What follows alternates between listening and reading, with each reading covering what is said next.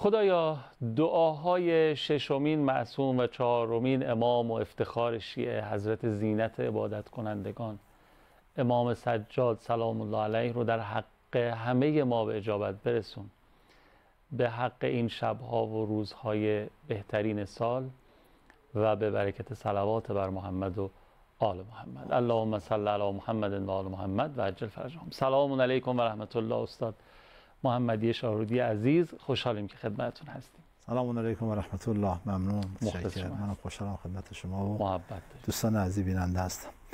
اعوذ بالله من الشیطان الرجیم. بسم الله الرحمن الرحیم. الحمد لله رب العالمین و صلی الله علی سیدنا محمد و آله الطاهرین.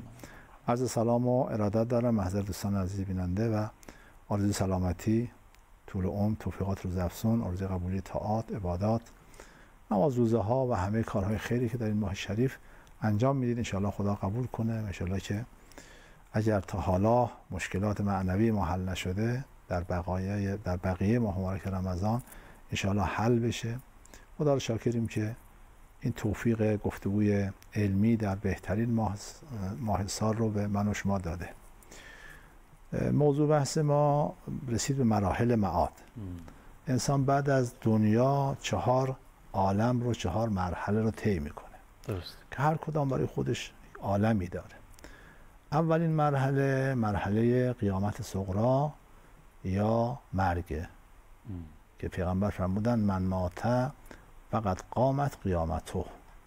هر کس بمیره قیامتش برپا شده، قیامتش شروع شده. از اینجا دیگه قیامت شروع میشه تا به اون قیامت کبرا میرسه و که دیگه اون مرحله اساسی حسابرسی اون قیامت کبراست. راجع به مرگ 10 سوال وجود داره. درست. که ذهن افراد رو به خودش مشغول میکنه و تا همین الان هم بعضی از این سوالات از ما پرسیدن. تو این برنامه که تا حالا داشتیم برخی از این سوالات رو در همین باره از ما پرسیدن. از جمله این که چرا انسان از مرگ میترسه؟ چرا مرگ رو دوست نداره؟ واقعا باید دوست نداشت؟ همه از مرگ میترسن یا نه عده‌ای هستن که از مرگ باکی ندارن؟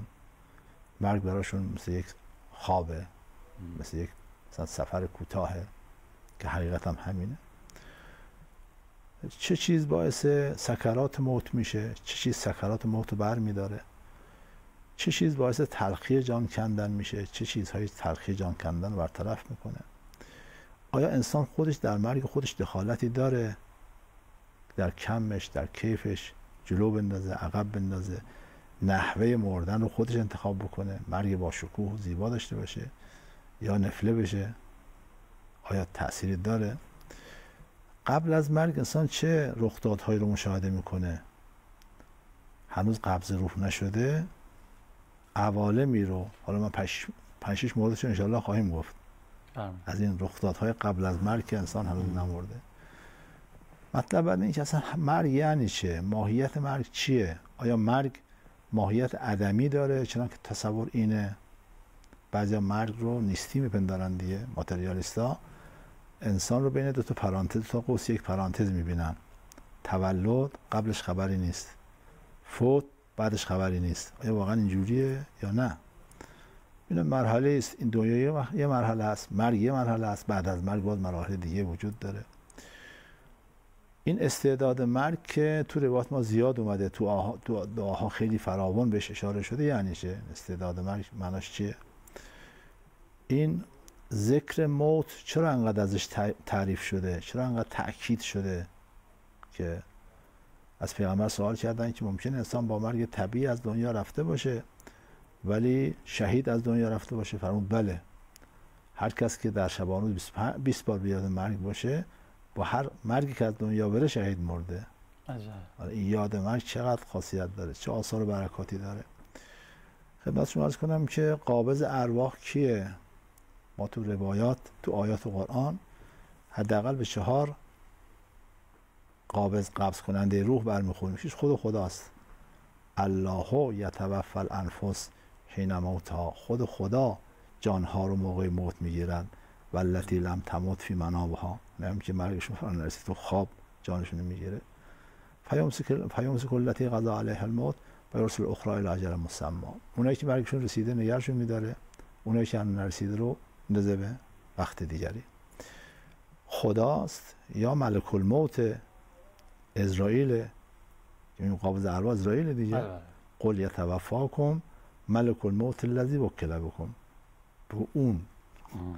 یا فرشتگانن، ان الذین تتوفاهم الملائکه ظالمی انفسهم قالوا فیما کنتم قالوا کنا مستضعفین فی الارض قالوا الم تکن ارض الله واسعة فتهاجروا فیها. جانشون میگیرن ببین چه وضعی دارید، چه حالی دارید. چرا روسیا میگن ما مستضعف بودیم، توی یک محیط بد گیر کرده بودیم، محیط فسادی بود و خلاصه ما هم فاسد شدیم. میگه که مگه فرشته میگن مگه زمین خدا تنگ بود؟ خب میرفتید اون طرفتر، چرا هجرت نکردید؟ باز داریم که عرض کنم که یتوفاهم رسولنا و هم لا یفرطون. رسول ما جانا اینها رو میگیرن، کوتاهی هم نمیکنن. حالا قابض ارواح کیه و سوالهای فراوان دیگه‌ای که در این باره وجود داره که انشالله به نوبت اینا رو خواهید فرمود دیگه. بعضیش رو صحبت خواهید. خیلی ممنونم، دست شما درد نکنه. به نظرم مثلا از جلسه بعدی از اولین اتفاقاتی که میفته قبل از مرگ برای اون کسی که میخواد بره سراغ اجل و اینها، فرشته اجل جونش رو بگیره، صحبت بفرمایید، بد نباشه اگه صلاح دونستین انشالله. خیلی ممنونم استاد. با اجازهتون ما یه فاصله بگیریم و برگردیم و طرح سوالات مردم. بفرمایید. خواهش می‌کنم. خیلی ممنونم که دارین هنوز دل میدین به برنامه خودتون. یاد خدا با افتخار سوالات شما رو از محضر استاد عزیزم خواهم پرسید، سوالاتی که میدونین در حول و حوش مسائل مربوط به قبر و قیامت هست. گفتن آیا در آیات و روایات سندی برای برگزاری مراسم سوم و هفتم داریم؟ نه. اینا رسومی است که خب در بین مردم وجود داره، بدی هم نیست. یادی از مرده میشه، براش خیراتی مبراتی، قرآنی خونده میشه، دعایی میشه و اصلش خوبه. اما اینکه حالا سوم باشه نه، فرقی نمیکنه. دوم باشه، چهارم باشه، پنجم باشه، حتما هفتم باشه نه، هشتم باشه، دهم باشه، چهلم باشه نه. اگه شب جمعه هست 37م بگیرید، یا صرف کنید 42م بگیرید که چی باشه؟ شب جمعه که بهتر است. حتما سر سالش باید باشه نه، یه هفته زودتر بگیرید، 2 هفته دیرتر بگیرید، هیچ اتفاقی نمیفته. پس اصل قضیه نه، هیچ منبع و مستند شرعی نداره که بگیم که مثلا 40م داشته باشیم. ما 1 40م داریم، 1 40 داریم، اونم مال کیه؟ آقا سید الشهدا. تنها 40 نیست که از نشانه های مؤمن همون زیارت 40. مطلب دوم این که این مجالس گرچه خوبه، اما انقدر پیرایه بهش بستن و انقدر این چشم و همچشمی ها و تجملات و اینها زیاد شده که اون کسی که یک عزیزی از دست میده مصیبتش 2 میشه. یه مصیبت داغ اون فردی که از دست داده، یه مصیبت که این تجملات رو چیکار کنه، این تاج و گل ها و نمیدونم این از کنم که هزینه های سنگینی که ما تحمل کنه تا میره به قبر و دفن و اینا خیلی بده. باید کمکش کنن. در روایت داریم دستور شرع اینه که تا 3 شبان روز برای اون صاحب عزا همسایه ها براش غذا ببرن، چون خودش دل دماغی نداره که غذا درست کنه، اونا براش غذا ببرن. حالا اون بیچاره باید عذاب بگیره که من چطور از پس این خرجا بر بیام، برم وام بگیرم که چی بشه که بدونم مثلا فرض کنم که این مصیبت رو اینا خیلی بده. یا اینکه دروغ هایی که گفته میشه تو مجلس خط میبینید که طرف میگه بس کنم که فلانی جنت مکان خلداشیان، یه ردیف هم اینطور پشت سر هم. تو از کجا میگی جنت مکانه؟ چون الان در حال فشار قبره. سعد بن معاذ شخصیت بزرگی است. یه جور تعارفه دیگه. نه دروغه. داره دیگه، میگم حالا مرسومه اینجوری. بله. سعد بن معاذ شخصیت بزرگی است. شاید این موقع بیشتر دربارش صحبت کردیم. در جنگ خندق مجروح شد و دعا کرد که نمیره تا این تکلیف این یهود عنود بنی قریظه روشن بشه. اتفاقا خودش رو به عنوان حکم انتخاب کردن یهودی‌ها، چون قبل از اسلامش همپیمان این طایفه بود، او رو به عنوان حاکم بین خودشون و پیامبر که اینا از پشت خنجر زدن در جنگ احزاب، اینا از داخل مدینه خنجر زدن به مسلمان ها که همپیمان پیامبر هم بودن ولی پیمان شکستند و خلاصه اونم حکمشو داد راجع به این طایفه. همون زخمی که در جنگ خندق برداشت بود سر باز کرد و به شهادت رسید. پیامبر در تشییع جنازش بدون عبا و ردا و پابرهنه شرکت کرد و فرمود جبرئیل و 70,000 فرشته به احترام سعد بدون عبا و ردا در تشییع جنازه شرکت کردند. بعدم با دست خودش اون تو قبر گذاشت، قبر خودش با دقت سراغ سنباشو میگرفت. بعضی هم که با تعجب نگاه میکردن فرمود من میدونم که این کار من نفعی به حال سعد نداره، ولی خدا دوست داره که بنده وقتی یه کاری انجام میده خوب انجام بده، محکم کاری کنه. این حرفا ژاپنی‌ها شنیدن، آلمانی‌ها شنیدن، ولی ما مسلمان‌ها چیه خوب نشنیدیم که مثلا وقتی یه کاری میکنه ولی قبری که میدونی چند روزی خراب میشه محکم کاری بکن. درست. خب مادر سعد که اینجا بود و این صحنه ها رو این حرفا رو شنیده بود، به خطاب به فرزندش گفت که هنیئا لک الجنه یا سعد، بهش بر تو گوارا باد فرزندم سعد. پیامبر را مهلا یا ام سعد، آروم باش، لا تحتمی علی الله، اینجوری با جزمیت بر علیه خدا حرف نزن، تو چه میدونی که الان تو بهشته، الان در حال فشار قبره. گفتن رسول سعد با همه عظمتش، با همه شهیدی که اینجا فرمود بله، چون تو خونه مقدار بد اخلاق بود، اون بد اخلاقی تو خونه اثرش رو اینجا خودش نشون داده. بنابراین این مجامله گویی ها و این دروغ ها و نمیدونم تعریف و تمجید ها، مجلس ختم مجلس عبرته، باید دیگران عبرت بگیرن، باید حرفی بزنن که دیگران هم متنبه بشن، وقت ثوابش برای مرده هم باشه. اما شروع میکنن تعریف های بی اساس. از این زوائد تو مجالس زیاد هست، باید جلوگیری بشه. تو همین تهران بنده یک مسجدی میرفتم، دو طرف راهرو مسجد شاید بیش از 20 تا تاج و گل‌های خیلی گران قیمت و تقریبا توی اکثر مراسم های یاد بود و ختمی اتفاقات این اشتباهات داره صورت میگیره. وقت بنرهای عجیب و غریب فراوان، اینا اسراف، تبذیر، گناه کبیره. بله مجلس ختم خیلی خوبه، یادی از اون مرده کردن خیلی خوبه، اگر 40 تا مؤمن در تشییع جنازه اون شخص شرکت کنن یا در مجلس ختمش بگن خدایا ما از ایشون جز خوبی ندیدیم. تو نماز میت هم میگیم که اللهم انا لا نعلم منه الا خیرا، خدا به فرشته دستور میده بدیاشو پاک کنید. من روی 40 بنده مؤمنم رو به زمین نمیندازم که حالا که 40 تا بنده مؤمن ما گفتن این آدم خوبی بوده، ما هم از بدیهاش میگذریم، اینا خوبه. اما این که عرض کنم این اسراف ها و تبذیر ها و این به هزینه انداختن اون طرف، اینا کارهای اضافه است متاسفانه وجود داره. خیلی ممنونم استاد، خدا کمکمون بکنه. از این عادت‌های غلط خیلی زیاد داریم، اینم چند تاش که شما فرمودید ترک بکنیمش. گفتن آیا شستن میت با موادی خاص و یا نوشتن ادعیه بر روی کفن و یا قرار دادن چیزهایی مثل تربت امام حسین داخل قبر تأثیری در عاقبت برزخی میت خواهد داشت؟ عرض کنم که اول باید ببینیم که این شستن با مواد خاص منظور چیه. اگر منظور شستن با سدر و کافور، خب واجبه، حتما باید این کارو بکنن. جز واجبات غسلی که باید با 3 تا آب غسل بدن، با آب آمیخته با سدر، کافور و آب خالص. این واجبه، نه اینکه حالا یعنی به ترتیب باید این اتفاق، همین ترتیب باید این اتفاق بیفته. حتما باید این کارو بکنن برای اینکه اون بدن خوشبو بشه و به هر حال مؤمن بدنش هم عزیزه، بدنش هم احترام داره و احترامش به همینه که خوشبو باشه و در تشییع جنازش افراط شکر میکنه، یه وقت طوری نشه که باعث وهن مؤمن بشه و باعث حتی حرمتش بشه. اما اینکه مواد خاص، من نمیدونم منظورش از مواد خاص چیه. اگه ایناست که اینا واجبه، چیز دیگه ای که ما نداریم، حالا مستحبی چیزی باشه. نه دیگه اونا رو دیگه نباید. بله اینکه اگر آلودگی داشته باشه قبلا پاک کنن، خود اون غسال بلد این کارا رو میکنه که اول بدنش رو تمیز میکنه، بعد حالا با آب سدر و کافور و آب خالص. این یک مطلب این که بله اون دعاهایی که در روایات ما هست و مفاتی هم هست، دعای بسیار مضمون عالی هم داره. یا مثلا اینکه رو کفن فرض کن قرآن نوشته شده باشه، جوشن کبیر نوشته شده باشه. جوشن کبیر مثلا. بله. و مراعات بشه که حد و حرمت نشه.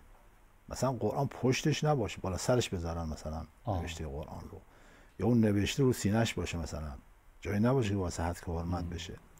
بله تربت سید الشهدا هم داریم، اینا بعضی باعث میشه عذاب قبر ازش برداشته بشه. همینها باعث میشه که واقعا تاثیرگذار. بله که فشار قبر نداشته باشه، عذاب قبر ازش برداشته بشه. بله همه اینها تاثیر داره. تو روایات ما هم فراوان وارد شده که این کارها رو بکنید. منتها بعضی متاسفانه این کارا رو نمیکنن، چون که مثلا طرف تو بیمارستان با CCU اونجا هست، مثلا فرض کن رو به قبله نیست، به همون حالی که داره خب قبض روح میشینه، باید درست بشه. باید حتما کسانی که چون به سمت قبله کشیدن واجبه، موقع قبض روح واجبه که این پاهاش به سمت قبله باشه و به ولی معمولا اتفاق نمیفته تو بیمارستانانی که برامت خدا میاد. همینطور خیلی راحت. و از اینا خیلی فراوان هست. من یک نمونه عرض کردم. بله این امور که به ظاهر کوچیکه اینا خیلی تاثیر داره. همه کار از این داره که خودش آدم خوبی بوده، خودش اینا چون کفن تهیه کردن خودش از مواردی است که انسان دیگه جز غافلین نوشته نمیشه.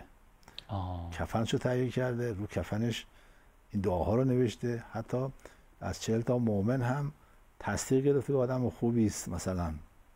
اینا تاثیر داره هم برای خودش که این اهل این حرفا بوده، همین یعنی که مهیا بودن برای این سفر. بله. همین که این دوستانی داشته که اهل این حرفا بودن، اهل فهم و شعور این چیزها بودن. بله تاثیر داره، خیلی هم تاثیر داره. وصیت‌نامه هم همینطور. بله اونم لازمه که انسان وصیت‌نامه داشته باشه، مخصوصا کسی میخواد مسافر بره. در روایت داریم که من رکب راحلتن فلیوسه، کسی میخواد سوار مرکب بشه، میخواد سوار ماشین بشه، میخواد سوار هواپیما بشه، باید وصیت کرده باشه. بله اگه انسان وصیت هم کرده باشه، زیر سرش باشه، جزء غافلین نوشته نمیشه و خیلی خوبه. درسته. خیلی ممنونم. سوال بعدی رو موکول میکنم به بعد از اینکه رفتیم محضر نورانی قرآن کریم، روح و جانمون روی صفایی دادیم و برگشتیم انشاءالله. بسم الله. بفرمایید. اللهم صل علی محمد و آل محمد و عجل فرجهم. آیه 21 سوره مبارکه حدید رو با هم دیگه قرائت کردیم و خدا را از این بابت شکر میکنیم. توضیحات آیه را از استاد محمدی شارودی بشنویم. آقا در خدمت. بله این که فرمود سابقو از باب مفاعله هست.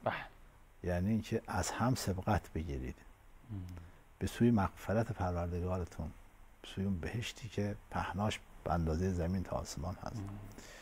بعضی از مسابقه ها خوب نیست. مسابقه مثلا فرض کن در تجمل گرایی، این ترمز که نه، منحط کننده هست، به انحطاط میکشه انسان و از لحاظ معنوی ها. بله. یا مثلا فرض کنید که سبقت در پست و مقام، که من از اون فرد مثلا در مقام برم بالاتر، پست بیشتری بگیرم. خب اینها در واقع باعث انحطاط انسان میشه. بعضی از سبقت ها نه، باعث پیشرفت انسان میشه. مسابقه ها همه جا بد نیست، منتها این مسابقه با مسابقه های دنیا فرق میکنه. در مسابقه های دنیا یه عده ناراحت میشن، قصه میخورن. وقتی در دنیا کشتی میگیرید، یکی برنده یکی چیه؟ بازنده قصه میخوره. وقتی شما مسابقه 2 میذارید، یکی اول میشه، یکی دوم میشه، سوم، بقیه ناراحتن چرا ما اول نشدیم، قصه میخورن. دقیقاً. همطور بقیه مسابقه ها. تو مسابقه آخرت اینجوری نیست. اولا هیچ کس نیست که بخواد قصه بخوره، چون راه برای همه بازه. برخلاف مسابقه دنیا که یه نفر اول میشه، اونجا همه میتونن اول بشن. در نتیجه قصه هم ندارن که حالا اگه اولم نشدن میگه خب من تلاش نکردم، بعداً تلاش میکنم. راه که بازه، تمام که نشده. این مسابقه برگزار میشه، کنکوریست برگزار میشه، دیگه تمام شده. یه سال دیگه باید پشت کنکور بمونه. یا این تو این مسابقه دو دیگه اول نشد، تمام شد دیگه. تا 4 سال دیگه المپیک میگن 4 سال 4 ساله. المپیک فکر کنم 4 سال بعد تا بشه. 4 سال دیگه که دیگه وقت پیر میشه دیگه هم نمیتونه بده که اینجوریست. اما اونجا نه، توی مسابقه برنده نشد، مسابقه بعدی امشب نشد، فردا شب تو نماز شب سبقت میگیرم. فقط مهم اینه که مسابقه بدیم با هم. بله. این خیلی خوبه. در یکی دیگه هم که اونجا که سارعو داشت که سرعت بگیرید از هم، یک اشاراتی کردیم ما. اون اشارات اینجا هم هست. درست. اینجا با واژه سبقت گرفتن. هر دوش از باب مفاعله و باب مفاعله هم بین الاثنینه. مسابقه، مضاربه، دوتا با همن. یعنی شما سبقت بگیرید و این سبقت هم به هیچ کس ضرر نمیزنه، همه خوشحالن. برخلاف اون سبقت گرفتن ها که دیدید که گاهی به هم تنه میزنن، مثلا دو شب تنه میزنن که اون بیفته که اون اینجا اینجوری نیست. حتی دستش طرفو میگیره. بعضیا توی این مسابقه دیگران رو هم دستگیری میکنن که ببرنشون. اهل بیت علیهم السلام اینجوری هم. فرمایشات اهل بیت علیهم السلام همش اینه که توی مسابقه افراد رو هم ببرن که مسابقه برنده بشن. ان شاءالله که ما هم بتونیم مسابقه بدیم، مخصوصا ماه مبارک رمضان هم اصلا ماه مسابقه است. ماه مسابقه آره. و روز عید فطر روز اهدای جوایز به نفرات برتر. خدا کنه که از دست خود خدا جایزه بگیریم که خودشون فرمودن جایزه روزه‌داران با منه بگیریم روز عید فطر مردم ان شاءالله. خیلی ممنونم. آیا روح انسان بعد از مرگ وارد جسم جدیدی میشه؟ نه خیر. اون جسم، اون بدن هست الان، جدید نیست. اون بدن برزخی الان در وجود ما هست. داریم باش زندگی میکنیم. اون زندگی میکنیم. همون بدن است که باش خواب میبینیم. روح منتها از این بدن دیگه جدا میشه.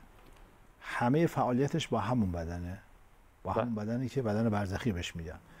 این مطلب از این حیث غلطه که به تناسخ میرسه. بگیم که روح از این بدن که جدا شد برمیگرده به یک کالبد جدیدی، به یک بدن جدیدی. نه، همون بدنه.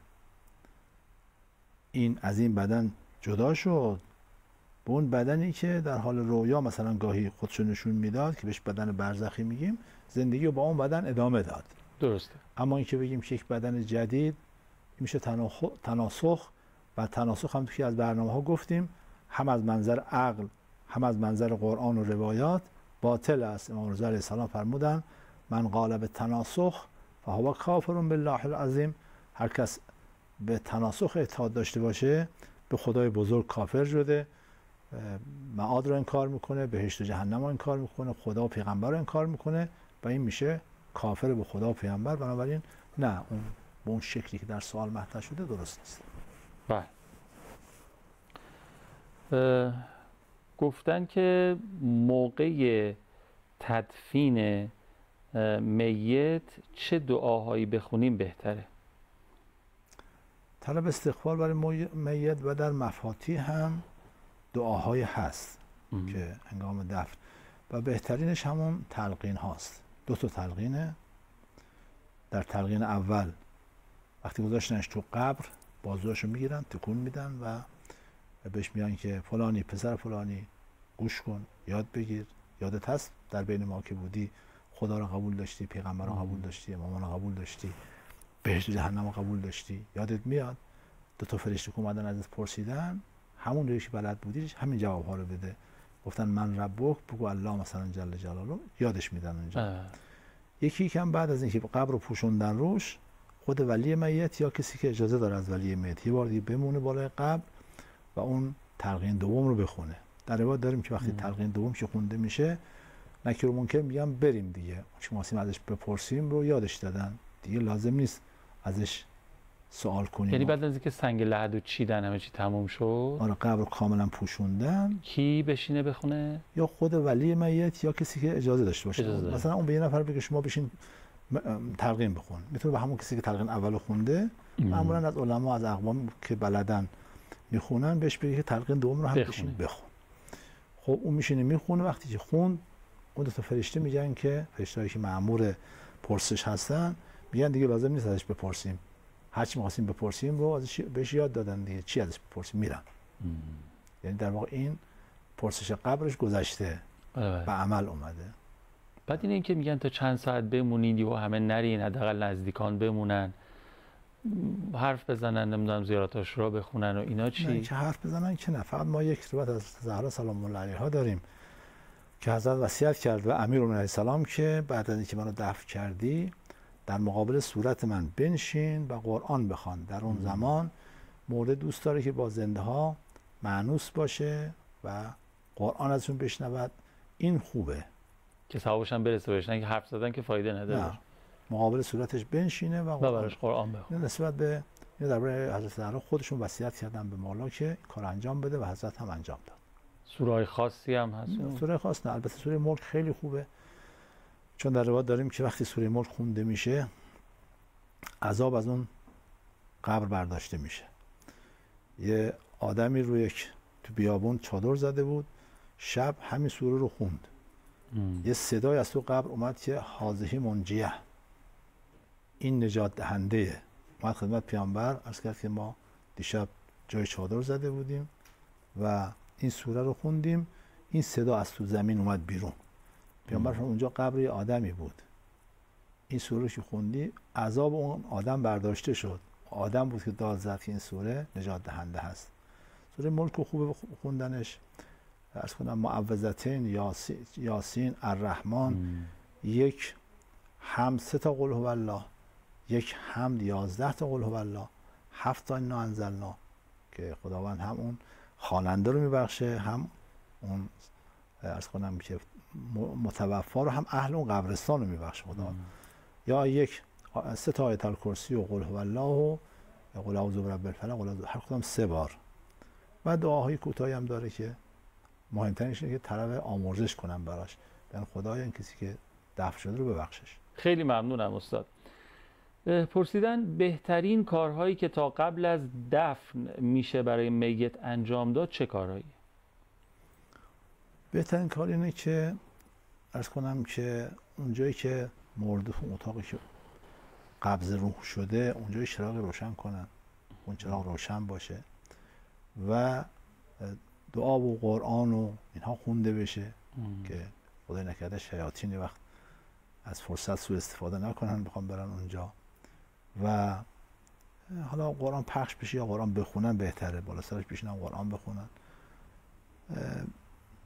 رو سینه‌شون اینا چیز سنگینی نباشه، البته قبل از قبض روح هم باید این کار رو انجام داده باشن. و مادامی که دفن نشده مرتب با دعا کردن، با قرآن خوندن، با انواع کارهایی که انجام میدن به یادش باشن. نماز شب دفن، نماز شب اول قبلا گفته بودیم که شبی که دفنش میکنن خونده بشه. خوبه که همین شبی هم که قبض روح شده یه 2 رکعت نمازی براش بخونه به شکل همون نمازی که به همون نیت با همون شکلی که نماز لیلة القدر خونده میشه که رکعت اول آیت الکرسی و رکعت دوم 10 تا انا انزلنا، به همون صورت براش این نمازو بخونن و دعا کنن و عرض کنم که سر و صدا نکنن. اون کارهایی که حالا منافات داره با معنویت و اینها اونجا انجام نشه. عمده همونه که تاریک نباشه، چراغ اونجا روشن باشه و ذکر خدا هم در طول این مدت وجود داشته باشه براش. این فاصله‌ای که حالا از قصال خونه معمولا اینجوریه که دیگه میارن میتو،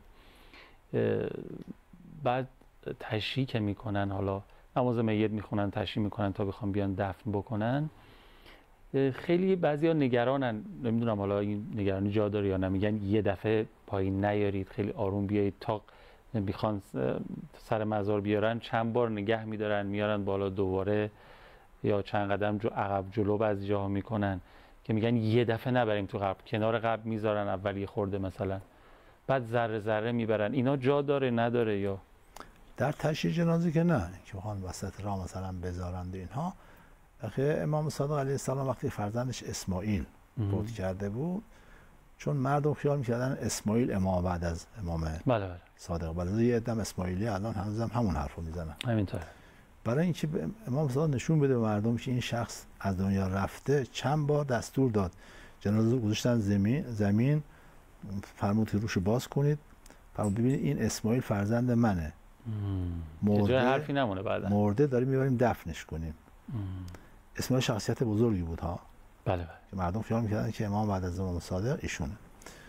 اینو بعضی خیال کردن که حالا مثلا جنازه رو تو وسط راهی بذارن بلند شون، نه چنین چیزی نداریم. فقط برای بردنش تو قبر اون نفس انسان که به این حالتها توجه داره، وقتی این بدنی که اینقدر به تحویلش میگرفت، از گرما حفظش میکرد، سرما حفظش میکرد، نمیدونم چقدر بهش میرسید، حالا میخوان تو این حفره عجیب و غریب بذارن، یه حالت استیحاش و اون سرازیری قبر که میگن اینجا اینه. یه نگهرانی، یه ترس و استیحاش بهش دست میده. گفتن که 3 بار ببرید اونجا به زیر زمین که آروم بشه، که این استیحاش برطرف بشه و این نگرانی برطرف بشه. بعد ببرید داخل قبر رو دفن کنید. اینو داریم، اینکه یک باره نبریش تو قبر، اما تو راه نه، همینجا همین کنار قبر با این رفت و برگشت این کار انجام بدید که اون نگرانی، اون ترس و وحشتی که داره و اون استیحاشی که داره از بین بره. بله، خیلی ممنونم. انشالله آخر عاقبت هممون ختم به خیر بشه. مراسم تغسیل و تکفین و تغسیل و تدفین هممون هم خیلی خوب برگزار کنن بازماندگان و انشاءالله که ما این مسیر رو بتونیم اونطوری که خدا برامون در نظر گرفته طی کنیم و آخر عاقبت هممون هم ختم به بهشت بشه. به برکت صلوات بر محمد و آل محمد. اللهم صل علی محمد و آل محمد و عجل فرجهم. التماس دعا یا حق. خدا